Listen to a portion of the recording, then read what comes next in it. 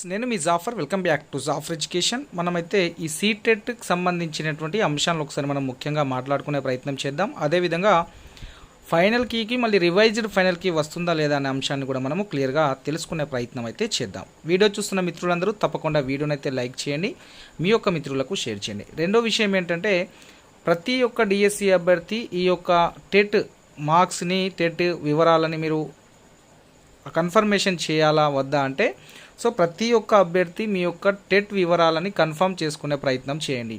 So మీరు ఒకసారి open చేసుకుంటే మీకేమన్నా మీరు అప్లికేషన్ డౌన్లోడ్ చేసుకుంటారో అప్లికేషన్లో ఎలాంటి మిస్టేక్స్లో నో ప్రాబ్లం. కానీ ఒకసారి ఆ యొక్క ఆప్షన్ని మీరు ఎడిట్ ఆప్షన్ని కూడా ఒకసారి మీ టెట్కి సంబంధించి ఓపెన్ చేసి అక్కడ మీకు ఒకటి ఓపెన్ అవుతుంది, మీ యొక్క టెట్ డీటెయిల్స్ అన్నీ వస్తాయి. దాన్ని ఎలాంటి ఎడిట్ చేయాల్సిన అవసరం లేదు. ఎడిట్ అనే ఆప్షన్ మీరు క్లిక్ చేసింటేనే మళ్ళీ ఎడిట్లోకి వెళ్ళిపోతారు మీరు. అప్పటి వరకు ఎడిట్కి సంబంధించి ఎలాంటి చేసుకోవాల్సిన అవసరం లేదు.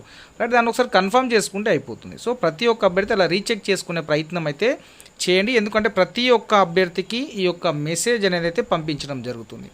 ఎందుకంటే ప్రతి ఒక్క అభ్యర్థి చూసుకోవాలని అంటున్నానంటే, సో మీ మిస్టేక్స్, మీ యొక్క అప్లికేషన్లో ఎలాంటి మిస్టేక్ ఉండకపోవచ్చు, కానీ ఆ వెబ్సైట్లే సరిగా లేవు. ఒకసారి చూసుకోండి, అందుకని చెప్తున్నాను. ఒకసారి వెళ్ళి మీ యొక్క details, registration number, me date of birth కొడితే డీటెయిల్స్ వస్తాయి. దాంట్లో అన్నీ కరెక్ట్ ఉన్నాయా లేదా కన్ఫర్మేషన్ చేయండి, సరిపోతుంది. ఒక 5 మినిట్స్లో కూడా అది కంప్లీట్ అయిపోతుంది. సో అందరూ ప్రతి ఒక్క అభ్యర్థి దాన్ని చేసుకునే ప్రయత్నం చేయండి. ఖచ్చితంగా చేయాలని ఏం లేదు, కానీ చేసుకుంటే మనకే మంచిది. అయిపోయింది, ఎడిట్ కన్ఫర్మేషన్ డేట్ అయిపోయింది. సో మీరు అప్లికేషన్లో కరెక్ట్ ఉంది, రేపు మార్నింగ్ ఏమన్నా మిస్టేక్స్ అనిపించింది అనుకోండి అప్లికేషన్లో, అప్పుడు పరిస్థితి ఎలా ఉంటుంది? వాళ్ళు ఎడిట్ చేయంటారు. కాబట్టి ప్రతి ఒక్క అభ్యర్థిని కన్ఫర్మ్ చేసుకోమని అందుకే మెన్షన్ చేయడం కూడా జరుగుతుంది. మీ యొక్క మెసేజ్లో చూసే ప్రయత్నం అయితే చేయండి మిత్రమా. ఒక్కసారి మీ యొక్క డీటెయిల్స్ని చూసుకోండి, అప్లికేషన్ డౌన్లోడ్ చేసి కూడా చూసుకోండి. ఆ ఎడిట్ ఆప్షన్లోకి వెళ్ళి మీ యొక్క జనరల్ నంబర్, అదేవిధంగా hall ticket, date of birth కొట్టి మీ యొక్క డీటెయిల్స్, స్టేట్ డీటెయిల్స్ చూసుకొని కన్ఫర్మేషన్ ఇవ్వండి. రైట్, కన్ఫర్మేషన్ సక్సెస్ఫుల్ అని వచ్చేస్తుంది. ఇక సీటెట్ విషయానికి చూసే ప్రయత్నం ఒకసారి చూద్దాం. రైట్, ఇక్కడ చూడండి జాగ్రత్తగా. ఇది టీఎస్ స్టేట్కి సంబంధించినటువంటి అంశం. టీఎస్ స్టేట్ వారికి అప్డేట్ చేసుకున్నట్లయితే, సో ఇక్కడ ఎన్ని మార్క్స్ ఉన్నాయో సో ఆటోమేటిక్గా ఇక్కడ షో చేయడం అనేది జరుగుతుంది. టీఎస్ స్టేట్ అంటే తెలంగాణ టెట్కి సంబంధించినటువంటి అంశాలు. కానీ ఇక్కడ అదే విషయాన్ని ఇట్లా మీరు ఓపెన్ చేస్తే ఈ విధంగా ఓపెన్ అవుతుంది అన్న. మీ యొక్క date of birth and general number కొడితే ఈ విధంగా ఓపెన్ అవుతుంది. మీరు ఈ కన్ఫర్మ్ అనే ఆప్షన్ క్లిక్ చేసినట్లయితే అప్డేట్ సక్సెస్ఫుల్లీ అని వచ్చేస్తుంది. ఇక్కడ అన్నీ కరెక్ట్ ఉంటే సో కన్ఫర్మ్, ఏమైనా తప్పులు ఉన్నాయన్నట్టు అనిపిస్తే ఎడిట్ ఆప్షన్ ఎంచుకోవాల్సి ఉంటుంది. ఇక రెండోది, ఇక్కడ సీటెట్ వాళ్ళది ఒకసారి చూసే ప్రయత్నం చేద్దాం. ఇక్కడ చూడండి, సీటెట్ మార్క్స్ని ఎంటర్ చేశారు వీరు.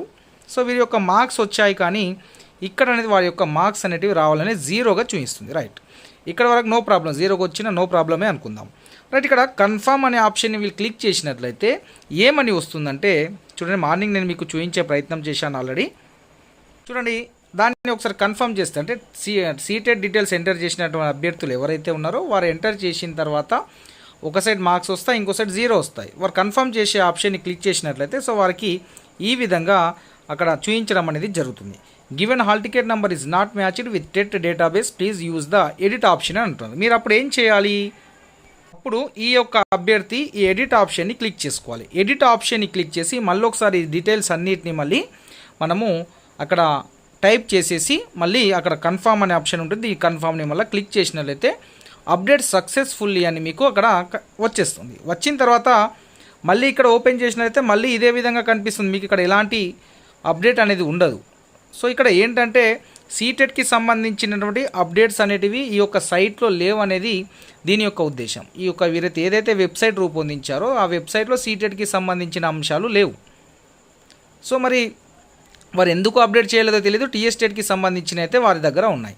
సో ఇవి మరి మీరు మళ్ళీ ఒకసారి ఎంటర్ చేసినట్లయితే మీ యొక్క డీటెయిల్స్ని డైరెక్ట్గా వారే కన్సిడర్ చేసి జీఆర్ఎల్లో ఇచ్చేటప్పుడు వారికి కౌంట్ చేసుకోవడానికి అంటే చాలా బెటర్గా ఉంటుంది. సో అందుకే ప్రతి ఒక్క అభ్యర్థిని కన్ఫర్మ్ అనేది చేసుకోమని చెప్పడం అనేది జరిగింది డిఎస్సి విద్యాశాఖ అధికారులు. ఎందుకు అంటే అందుకే ప్రతి ఒక్క అభ్యర్థి ఒకసారి రీచెక్ చేసుకోండి అని చెప్తారు. సో ఇలాంటి ఏమైనా మిస్టేక్స్ ఉంటే మళ్ళీ ఒకసారి మీ యొక్క డీటెయిల్స్ని ఎంటర్ చేసుకోవడానికి అవకాశం అనేది కల్పించారు. కాబట్టి సీటెట్ ఉన్నటువంటి అభ్యర్థులు, సీటెట్ మార్క్స్ ఎంటర్ చేసిన అభ్యర్థులు కూడా సో టెన్షన్ పడకండి మిత్రమా, మీరైతే ఎంటర్ చేయండి.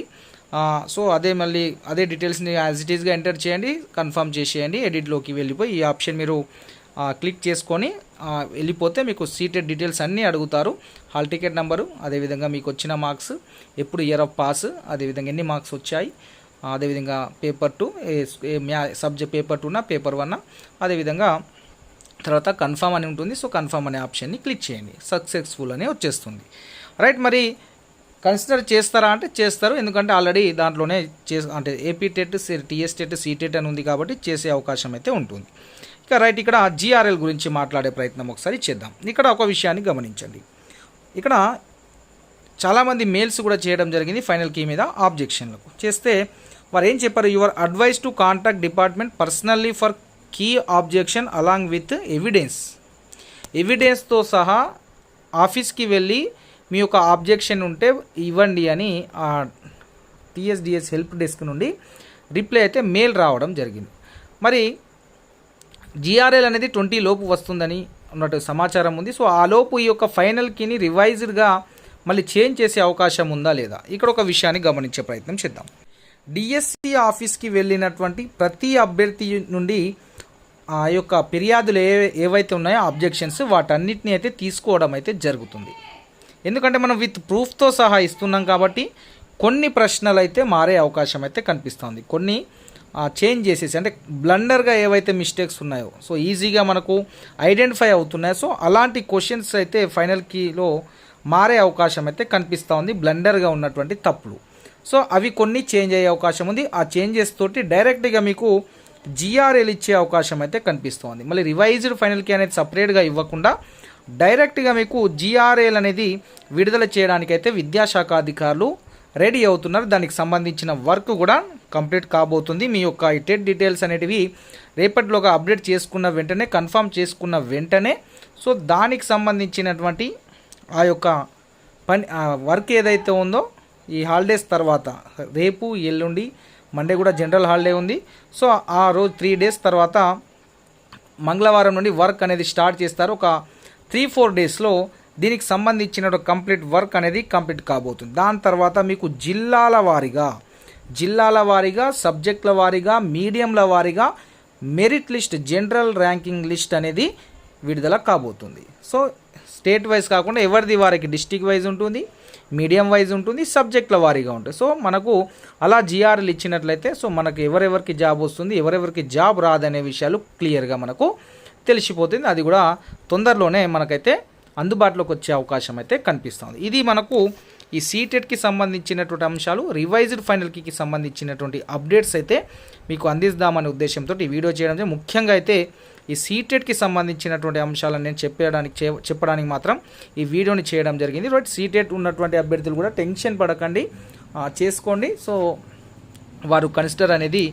చేస్తారు, నో ప్రాబ్లం. సో ఇంకేమైనా డౌట్స్ ఉంటే కామెంట్ చేయండి, లేదా మెసేజ్ చేసినా కాల్ చేసినా రిప్లై ఇచ్చే ప్రయత్నం అయితే చేస్తాము. Thank you so much.